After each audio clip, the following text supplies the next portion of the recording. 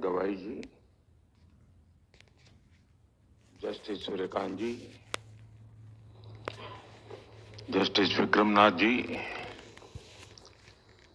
केंद्र में मेरे सहयोगी अर्जुन राम मेघवाल जी, सुप्रीम कोर्ट के अन्य माननीय न्यायाधीशगण, हाई कोर्ट के मुख्य न्यायाधीशगण, देवी और सज्जनों, इस महत्वपूर्ण अवसर पर आप सभी के बीच उपस्थित होना बहुत विशेष है। लीगल एंड डिलीवरी मैकेनिज्म की मजबूती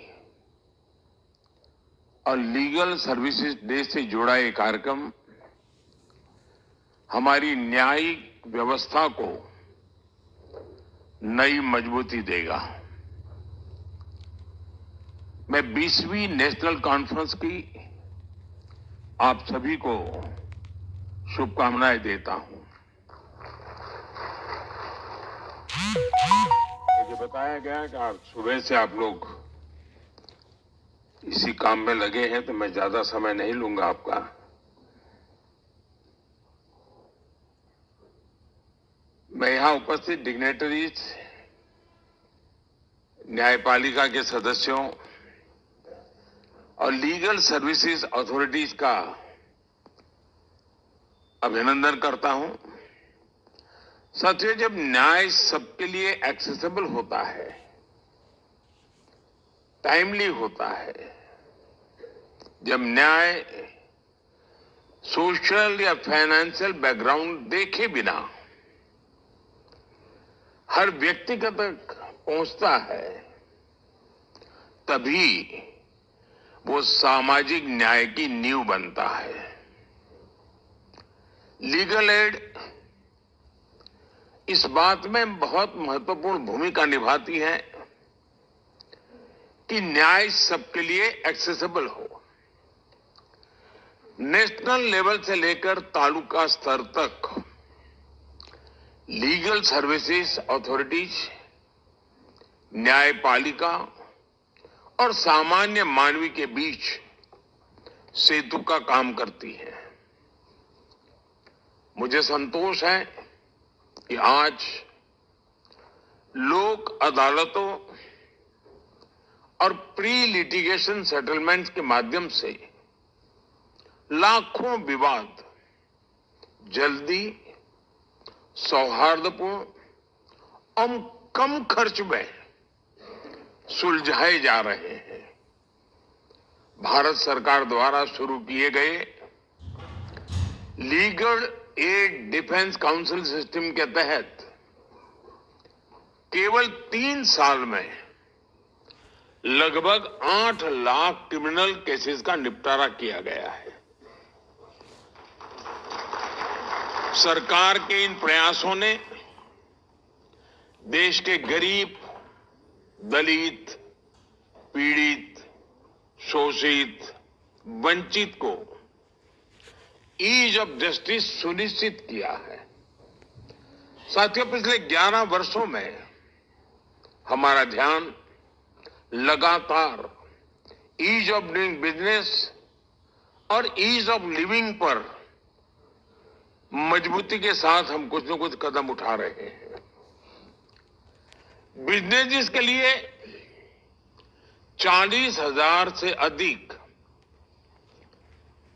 अननेसेसरी कंप्लायंसेस को हटाया गया है। जन विश्वास एक्ट के माध्यम से 3,400 से ज्यादा कानूनी धाराओं को डीक्रिमिनलाइज किया गया है। 1500 से अधिक अप्रासंगिक और पुराने कानून रद्द किए गए हैं। दशकों से चले आ रहे पुराने कानूनों को अब भारतीय न्याय संहिता से बदला गया है। और साथियों, जैसा मैंने पहले भी कहा है, ईज ऑफ डूइंग बिजनेस और ईज ऑफ लिविंग तभी संभव है जब ईज ऑफ जस्टिस भी सुनिश्चित हो। पिछले कुछ वर्षों में ईज ऑफ जस्टिस को बढ़ाने के लिए भी कई कदम उठाए गए हैं और आगे हम इस दिशा में और तेजी से जाएंगे। साथियों, इस साल नालसा यानी नेशनल लीगल सर्विस अथॉरिटी के 30 वर्ष पूरे हो रहे हैं। इन 3 दशकों में नालसा ने न्यायपालिका को देश के गरीब नागरिकों तक जोड़ने का बहुत महत्वपूर्ण प्रयास किया है। जो लोग लीगल सर्विसेज अथॉरिटीज के पास पहुंचते हैं, अक्सर उनके पास न रिसोर्सेज होते हैं, न रिप्रेजेंटेशन होता है और कभी तो उम्मीद भी नहीं होती। उन्हें उम्मीद और सहायता देना ही सर्विस शब्द का सच्चा अर्थ है और नालसा के नाम में भी ये मौजूद है। इसलिए मुझे पूरा विश्वास है कि इसका हर सदस्य प्रेजेंस और प्रोफेशनलिज्म के साथ अपना काम जारी रखेगा। साथियों, आज हम नालसा का community mediation training module launch कर रहे हैं। इससे हम भारतीय परंपरा की उस प्राचीन विद्या को पुनर्जीवित कर रहे हैं जिसमें संवाद और सहमति के माध्यम से विवादों का समाधान किया जाता था। ग्राम पंचायतों से लेकर गांव के बुजुर्गों तक मीडिएशन हमेशा से हमारी सभ्यता का हिस्सा रही है। नया मीडिएशन एक्ट इसी परंपरा को आगे बढ़ा रहा है, उसे आधुनिक स्वरूप दे रहा है। मुझे विश्वास है कि इस ट्रेनिंग मॉड्यूल के माध्यम से कम्युनिटी मीडिएशन के लिए ऐसे रिसोर्स तैयार होंगे जो विवादों को सुलझाने, हार्मनी बनाए रखने और मुकदमेबाजी को कम करने में मदद करेंगे। साथियों, टेक्नोलॉजी निश्चित तौर पर एक डिसरप्टिव शक्ति है, लेकिन अगर उसमें प्रो पीपल फोकस हो तो वही टेक्नोलॉजी लोकतांत्रिकरण की शक्ति बन जाती है। हमने देखा है कि कैसे यूपीआई ने डिजिटल पेमेंट्स में क्रांति ला दी। आज छोटे से छोटे वेंडर्स भी डिजिटल इकोनॉमी का हिस्सा बन गए हैं। गांवों को लाखों किलोमीटर ऑप्टिक फाइबर से जोड़ा गया है। अभी कुछ सप्ताह पहले ही ग्रामीण इलाकों में एक साथ लगभग 1 लाख मोबाइल टावर शुरू हुए हैं। यानी टेक्नोलॉजी आज इंक्लूजन और एम्पावरमेंट का माध्यम बन रही है।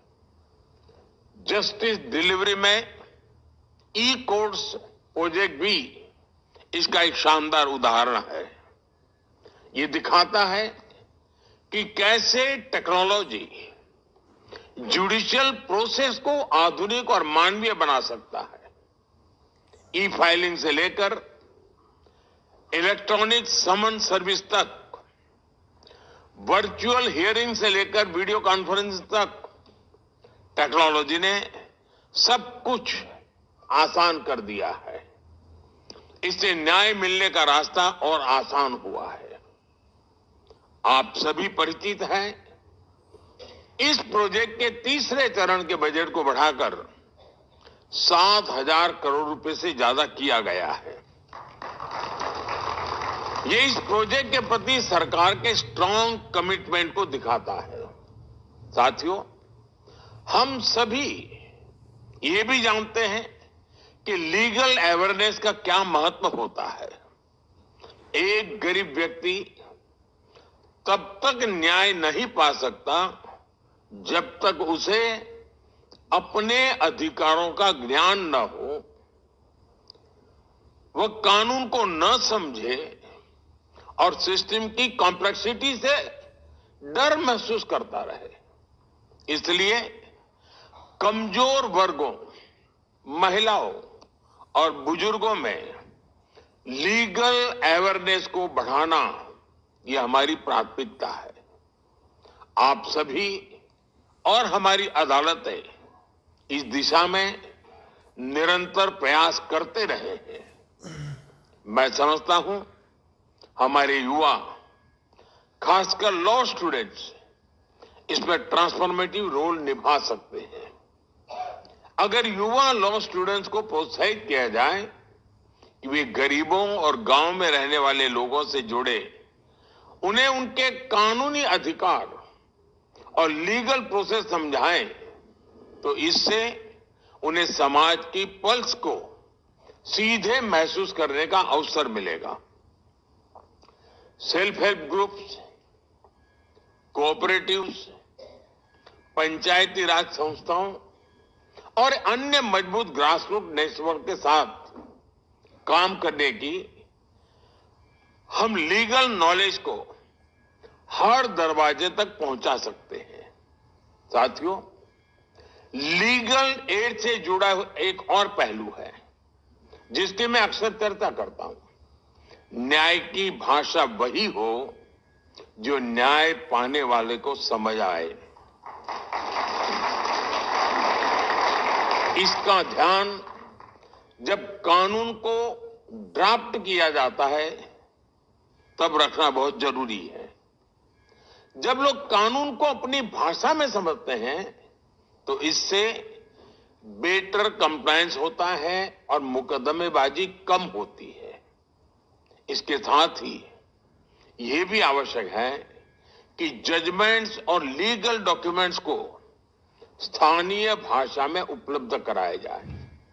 ये वाकई बहुत सराहनीय है कि सुप्रीम कोर्ट ने 80,000 से अधिक जजमेंट्स को 18 भारतीय भाषाओं में अनुवाद करने की पहल की है। मुझे पूरा विश्वास है यह प्रयास आगे हाई कोर्ट्स और जिला स्तर पर भी जारी रहेगा। साथियों, जब हम विकसित भारत की दिशा में आगे बढ़ रहे हैं तो लीगल प्रोफेशन, जुडिशियल सर्विसेज और इससे जुड़े सभी लोगों से भी मैं आग्रह करता हूं कि वे यह कल्पना करें कि जब हम स्वयं को एक विकसित राष्ट्र कहेंगे तो हमारा जस्टिस डिलीवरी सिस्टम कैसा होगा। उस दिशा में हमें मिलकर आगे बढ़ना है।